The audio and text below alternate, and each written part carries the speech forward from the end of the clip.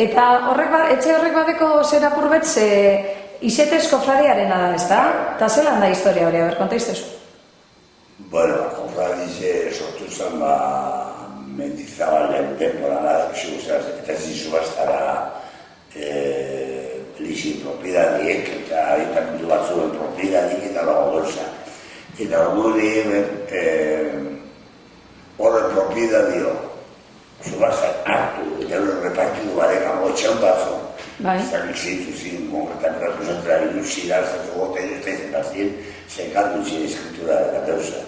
Eta egin Eurorepartidu bat, kofradila bat, bertara kofradila dizien ipidi. Zen zaure kofradila izan, finalidade izan, ez da eskritoik, agotik ahora, atorda da, finalidade izan, elizini izan du, zaneztontzi izan du, elizabidi, elizingudu, eta bertara dizien obra eta gauzak zeintzeko. Eta jarretzen dugu.